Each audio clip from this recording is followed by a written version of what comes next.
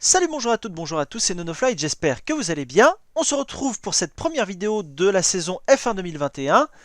On a pu voir lors du Grand Prix de Bahreïn à Sakir beaucoup de choses. C'est ce que nous allons voir dans cette vidéo. On va repasser au travers le classement de la course, qui ne représente pas bien évidemment ce qui va se passer durant toute la saison, mais on a quand même de bons aperçus. On va voir comment les écuries sont en bonne forme, comment les pilotes se comportent sur la piste, et on va voir ce que ça peut promettre pour les futures courses et pour les futurs Grands Prix. C'est parti! Comme vous le savez probablement, le premier Grand Prix de la saison a eu lieu en cette fin de mois de mars 2021. On a assisté à beaucoup de batailles et c'était un beau Grand Prix. Franchement, si on devait le noter, je vais donner une note sur 10. C'est un Grand Prix entre du 8 sur 10 et du 9 sur 10 au niveau des rebondissements, tant en haut de classement qu'en milieu de classement, un petit peu moins bas de classement, mais il y a des changements comparés à l'année 2020. Et je vais tout d'abord commencer par parler du haut du classement avec un changement de donne un petit peu. On a vu que le poleman, donc celui qui est parti en pole position du Grand Prix, était Max Verstappen. Souvent en première, en début de saison, les Red Bull sont très performantes, notamment avec Max Verstappen, puisque c'est un peu le seul et l'unique pilote de l'écurie. Mais souvent Verstappen part en pole et il a reconfirmé cette performance encore cette saison. Mais cette fois-ci, Hamilton a vraiment eu du mal à revenir et on a vu la dernière bataille dans les derniers tours qui a été très délicate entre les deux pilotes que sont Hamilton, pilote Mercedes, et Max Verstappen, pilote Red Bull. On a quand même vu la victoire de Lewis Hamilton sur Mercedes, mais non sans mal, et d'après les dires de Toto Wolff, le directeur de l'écurie, et Lewis Hamilton lui-même, il pense vraiment être plus au coude à coude que l'année dernière avec Red Bull et notamment Max Verstappen. Il ne faut pas oublier Perez qui lui est parti de la dernière place et qui est remonté à la 5e place. Si je continue sur le haut du classement du Grand Prix, et je pense dans les performances ça se suivra au fur et à mesure des Grands Prix futurs, on retrouve donc Mercedes qui reste pour moi le leader au niveau mécanique, au niveau écurie, mais suivi de très près par Red Bull. Comme vous voyez là le top 10 du classement, on retrouve aux 3 premières places de Mercedes. Je pense qu'il y aura de la bataille. Bottas va devoir vraiment performer beaucoup plus cette année. Il ne pourra plus se satisfaire d'une bonne Mercedes, car là désormais Mercedes est mis en danger par Red Bull, et on l'a vu et c'est confirmé. Max Verstappen a tenu tête et a même remonté avec une stratégie de pneus différente sur Lewis Hamilton, a réussi à le doubler, mais pour un problème de limite de piste, on va pas revenir dessus, a dû relaisser la place à Lewis Hamilton qui gagne à la loyale quand même, et au niveau de la performance. Mais Mercedes va devoir vraiment performer et ne pas se relâcher, donc Bottas va devoir performer également. Max Verstappen, il est encore plus fort chaque année, il est encore fort cette année, très fort d'ailleurs. Il est avec Sergio Pérez qui lui fait une magnifique remontada de la dernière place parce que dans le tour de formation il a eu complètement un arrêt moteur et un arrêt du système électrique, plus de communication, plus rien. Il arrive à repartir des stands donc en dernière position et arrive au fur et à mesure avec une stratégie de pneus à long terme à remonter tous ses concurrents pour se hisser à la 5e place. C'est une très belle performance de Red Bull. Si on descend du podium et que maintenant on passe à la 4e place, on retrouve Lando Norris. Lando Norris qui court toujours pour McLaren, mais cette fois-ci McLaren s'est équipé d'un moteur Mercedes, donc plus fiable et quand même un peu plus performant que le moteur Renault. McLaren confirme sa remontée et sa progression et sa place de 3e au classement général, car Lando Norris arrive 4e, a réussi à tenir le rythme de loin. On n'est pas sur des perfs de Mercedes ou de Red Bull, mais les McLaren avec Lando Norris et Ricciardo qui quand même arrive à maintenir sa 7e place et à se hisser à la 7e place, confirme que McLaren est en bonne voie pour se stabiliser en 3e place, mais il ne faudra pas qu'ils relâchent leurs efforts car il y a d'autres concurrents. Tout d'abord, dans les concurrents, on retrouve Ferrari, qui là nous fait une progression, une bonne progression, et bon, ça fera plaisir aux fans de Ferrari, ça me fait plaisir également, bien évidemment, de revoir l'écurie au cheval cabré sur, tout du moins, dans la première partie du top 10, on va rester déjà dans cette partie, et donc du coup c'est très plaisant de les revoir à cette position. On retrouve un Charles Leclerc qui connaît bien la voiture et qui avec un moteur performant, on le sait très bien, ce pilote est doué, et donc du coup se hisse à la 6e place, et un Carlos Sainz qui découvre la voiture, mais qui était déjà chez McLaren, donc du coup une écurie performante et un pilote qui a de l'expérience, qui commence à avoir de l'expérience, Carlos Sainz Jr., et donc du coup se hisse à la 8e place, juste derrière les McLaren. On voit bien que dans le classement, les 4e, 5e, 6e, 7e, 8e places vont se batailler entre probablement des McLaren et des Ferrari. C'est ce que l'on voit sur cette première course de l'année. Ça ne veut pas dire que ça sera tout le temps comme ça. Il peut y avoir une défaillance d'une McLaren, il peut y avoir une défaillance d'une Ferrari. Mais on sent quand même un regain et quand même une hausse de performance. Tout d'abord, un maintien des performances du côté de chez McLaren qui confirme sa troisième place. Ça, je pense que on le sent bien dans la façon du management de la McLaren, des pilotes. On sent que c'est une écurie qui veut s'affirmer et qui veut monter sur le podium au niveau constructeur à chaque fois, et qui montera, je pense, sur le podium au niveau pilote, avec un Ricciardo vraiment au top de sa forme. On l'a vu chez Renault, il a réussi la Renault 2 fois l'année dernière sur le podium, et un Lando Norris qui est très habitué à la voiture et qui commence à bien maîtriser les combats. C'est ce qui m'inquiétait plus au niveau personnel, mais du coup désormais il maîtrise bien. Donc du coup on a une McLaren qui se stabilise et une Ferrari qui remonte. Du coup, pour la première partie du tableau, je pense qu'on retrouvera très probablement les Mercedes, les Red Bull, McLaren et Ferrari qui va peut-être gratter de temps en temps avec d'autres écuries. Et c'est là qu'on rentre dans le cœur du sujet, les écuries du milieu de plateau. On continue notre classement avec à la 9e place Yuki Tsunoda. Alors là, pour un rookie qui débute en Formule 1, qui vient du championnat de Formule 2, c'est une extrêmement belle performance du pilote japonais. Tsunoda a su performer avec son AlphaTauri. Il a montré une intelligence de course, je pense, pour ceux qui ont vu ses vues cockpit, qui ont suivi la course en direct. Il a su bien maîtriser sa voiture. On verra on a vu le départ où il recule pour se placer dans sa bonne place, puisque Perez avait eu un problème mécanique, mais bon, quand il s'est replacé sur la grille, Tsunoda s'est rendu compte un peu tard, mais quand même bien, et a bien su réagir pour se replacer et ne pas avoir de pénalité. Donc c'est très bien, une intelligence de course. Ça rajoute du stress, c'est votre première course de la saison F1, imaginez-vous à sa place. C'est quand même une intelligence de course, et il a su mener la course avec des combats contre Alonso, contre Vettel, des beaux combats. C'était très joli de la part du pilote japonais, AlphaTauri du coup.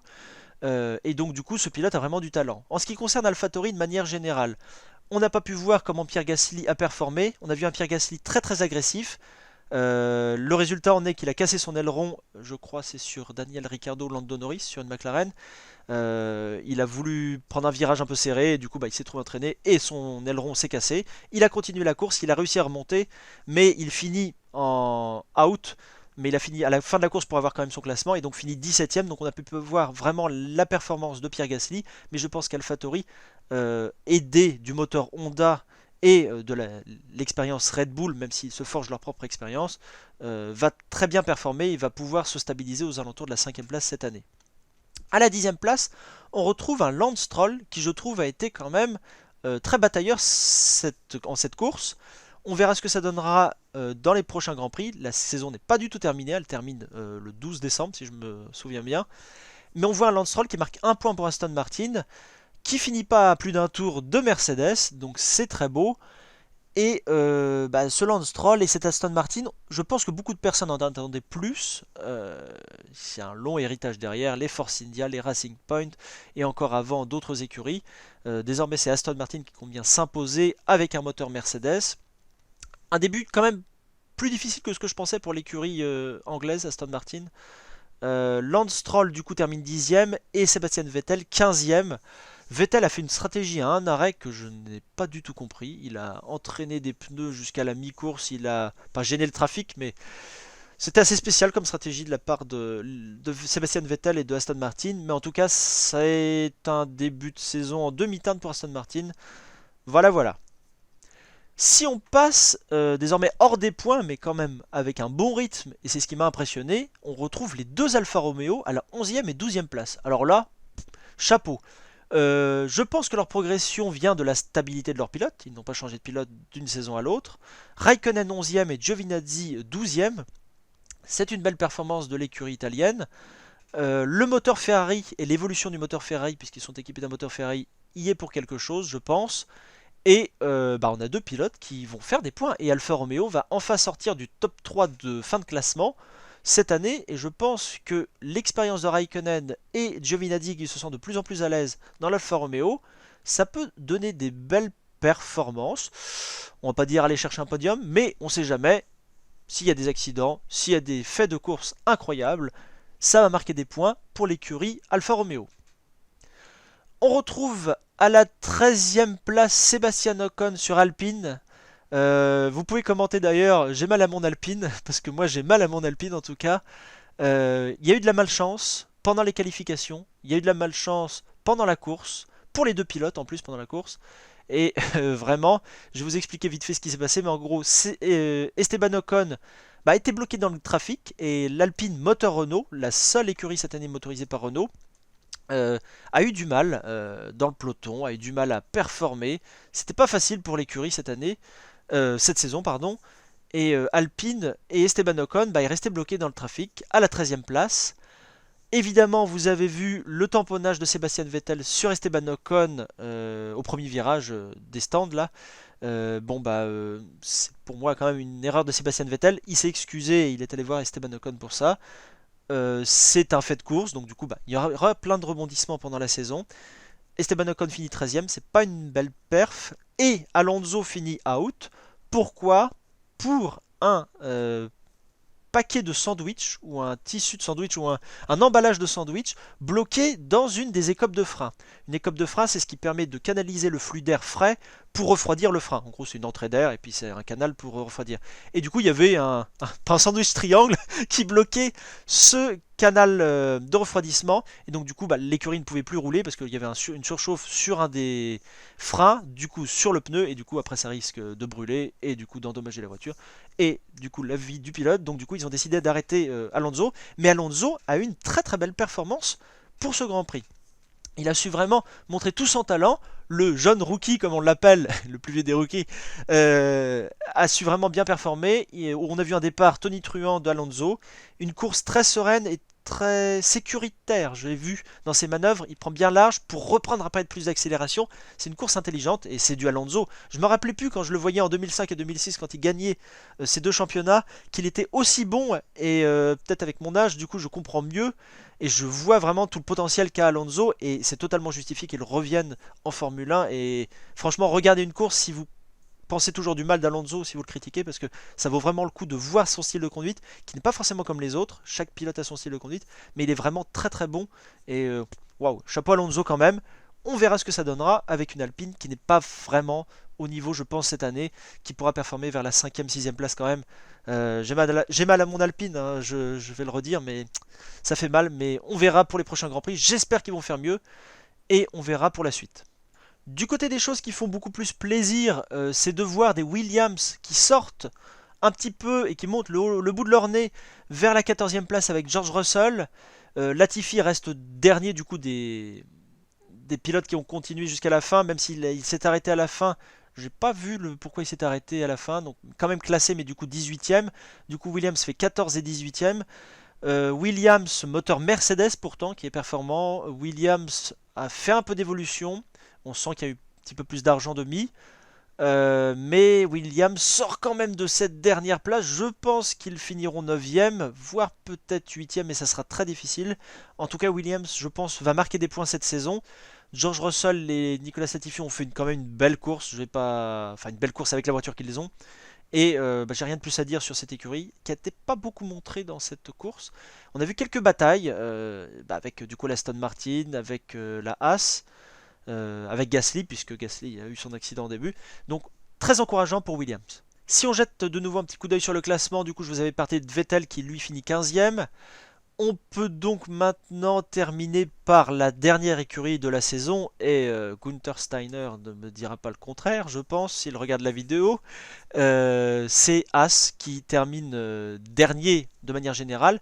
On a vu un Nikita Mazepin se cracher seul à la réaccélération dans les virages 4, 5, 6, je crois. Il a été mis en danger, pourtant sa voiture lui a dit attention, ne me pousse pas trop loin. On sait que la voiture est vraiment sous-performante cette année. Et Mazepin, du coup, a essayé de contrôler, a réaccéléré et s'est mis seul à la faute.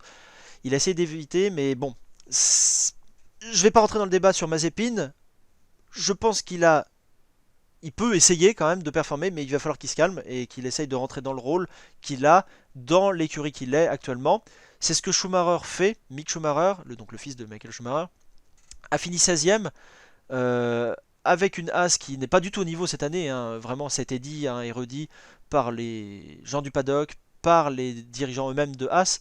Ils se concentrent vraiment sur 2022, donc très peu d'argent mis chez As cette année. Donc du coup, il va falloir qu'ils fassent avec. Et Schumacher a réussi à quand même se hisser à la 16e place, avec du coup 4 abandons qui sont Mazepin, accident, Alonso, chauffe sur écope de frein, Latifi qui s'est arrêté 5 tours avant la fin, je ne sais pas pourquoi, et Gasly du coup avec son aileron avant, je pense qu'il y avait des détériorations et des débris dans sa voiture. Schumacher arrive quand même à la 16e place, ça fait content de voir le nom Schumacher. Et du coup, As va, je pense, stagner vers la dernière place, pourra batailler pour des points, je ne sais même pas s'ils en feront cette année, on va voir. À noter qu'il y a encore les 5 premiers Grands Prix, les écuries peuvent faire des évolutions. Ils ont des systèmes de jetons pour évoluer leur voiture sur l'arrière, l'aileron avant. Et je pense que As peut peut-être faire quelques progressions sans trop dépenser d'argent. Mais As finit dernière de cette course et on verra ce que ça donnera pour les courses futures. La vidéo est longue, je le sais, mais n'est pas terminée. Je vais regarder, comme vous l'avez vu d'ailleurs dans la miniature, et là tout le monde se dit mais il n'a pas montré ce qu'il y avait dans la miniature de la vidéo, et c'est le système de Power Ranking qui est mis, j'en ai pas parlé l'année dernière, ça a été mis déjà je pense depuis 2018, 2019, 2018 je crois, et ce Power Ranking en fait classe les pilotes selon leur performance propre. C'est indépendant de la voiture, et en gros ce sont des notes, comme vous voyez là c'est marqué en anglais, mais il y a un jury de 6 personnes qui met des notes de 0 à 10 sur les performances des pilotes et leur constance durant tout un week-end. Donc des essais, de la qualif et de la course, donc c'est sur 3 jours. Et du coup, si on regarde ce classement, et ben on voit un petit peu ce que j'ai dit dans la vidéo, c'est-à-dire dans ma vidéo, on voit que Lewis Hamilton obtient une note de 10, il a gagné la course, il a réussi à tenir tête à Max Verstappen. Verstappen lui termine deuxième avec 9,3. Lando Norris qui lui a vraiment bien performé et finit quatrième de la course, donc c'est normal. Charles Leclerc, quatrième, 8,8 sur 10, a bien performé avec une Ferrari vraiment constante et bien en amélioration sur l'année précédente. Yuki Tsunoda qui partait au-delà de la 10e place largement en deuxième partie de peloton, finit 5e des notes avec 8,2. Il a vraiment bien su gérer sa monoplace, qui est l'AlphaTauri. Carlos Sainz du coup est à égalité avec George Russell. Vous allez me dire, mais comment ils arrivent à faire ce classement-là? On ne sait pas vraiment, mais ils mettent des notes. Et quand on voit que Carlos Sainz, nouveau pilote, arrive à bien performer tout le week-end, à mettre sa Ferrari dans le top 10, presque dans le top 5, c'est une belle perf. George Russell, lui aussi, a fait une très belle performance. On l'a vu, il est 14e du Grand Prix. Et c'est vraiment une belle performance du pilote anglais, George Russell. Sergio Perez, lui, du coup, 7,7, 8e. Il est monté de la 20e place à la 5e place. Pour moi, ça mérite beaucoup plus, mais c'est que mon avis. On voit aussi Fernando Alonso dans ce classement, qui est 8e, 7,7, puisque même s'il termine avec un abandon, on a vu qu'il a su se battre avec son Alpine, et j'étais content de le voir. Il se battait vraiment pour les points. On le voyait 9e, 8e, le départ, il démarre 8e, enfin il démarre 9e, il arrive 8e, après il se bat, et il arrive vraiment à tirer pleine partie de sa monoplace. On voit aussi que Bottas du coup finit 10e, puisque Bottas il stagne un peu, il part à une place et après il dit vas-y on y va. Et bon, il se laisse un petit peu porter, peut-être un peu plus agressif, c'est ce qu'on ressent. Mais les pilotes finlandais, c'est toujours pas évident à cerner, et donc du coup voilà ce petit classement Power Ranking. Un autre graphique que j'ai vu de la part de la FIA et de la F1, c'est la comparaison des 2020-2021 des temps en qualification. Et donc, bien évidemment, toutes les monoplaces ont performé avec des temps plus lents. Vous savez, ou vous le saviez peut-être pas, mais il y a eu des restrictions au niveau budget, mais il y a eu aussi des nouvelles règles au niveau du fond plat, c'est-à-dire que le fond plat, le travail sur l'arrière sur le fond plat a été interdit, et donc du coup, les monoplaces perdent en adhérence, et donc du coup font des temps un peu plus longs par tour. Et quand on regarde ce tableau, on voit que c'est un classement avec des plus, tout le monde est en plus, mais Ferrari a quand même su se rapprocher le plus possible de ses qualifs de 2020. Vous allez me dire, elles étaient désastreuses, c'est vrai, mais ils ont su quand même se rapprocher. Alfa Romeo, on voit, a fait une progression. On peut dire que c'est un delta de celui qui a le moins chié, désolé pour l'expression, c'est familier, mais qui a le moins merdé par rapport à l'année dernière. Donc on voit les écuries italiennes avec le moteur Ferrari, du coup, arrivent à bien performer, qui sont Ferrari, Alfa Romeo, c'est autre chose. Red Bull du coup performe bien, AlphaTauri a fait une belle progression, c'est l'écurie sœur. McLaren du coup se maintient vraiment à ce niveau-là. Alpine du coup prend quand même un delta un peu plus important, mais quand même se maintient bien dans le milieu du classement. Williams du coup maintient son allure. Ceux qui ont le plus perdu dans cette histoire pour moi c'est Mercedes, car ils comptaient vraiment sur leur fond plat très étudié et très rainuré pour maintenir et plaquer la voiture au sol, pour diriger le flux d'air, et là ils en ont perdu, donc du coup ils ont réussi à trouver des solutions, ils sont pas dans les choux, on a bien vu, ils ont gagné la course quand même, et ils sont premiers du championnat niveau constructeur avec une course, mais ils ont perdu quand même beaucoup plus. Si vous comparez du coup par rapport à de Red Bull à Mercedes, ils perdent plus d'une demi-seconde en temps, en qualif, donc c'est important. Aston Martin du coup perd beaucoup, il va falloir qu'il travaille sur la voiture, hein. Vraiment, c'est une petite déception quand même Aston Martin. Et As, qui lui, eux, n'ont pas du tout mis d'argent et se concentrent bien évidemment sur 2022, perdent beaucoup plus avec 2 secondes, presque 2 secondes 4, 2 secondes 30, 2 secondes 3 de temps. Donc voilà pour cette comparaison que j'ai trouvé intéressante de mettre en fin de vidéo. Du coup, bah voilà, c'était mon débrief. Je voulais faire une vidéo courte, bien évidemment que la vidéo dure 21 minutes top chrono à ce moment-là où je parle.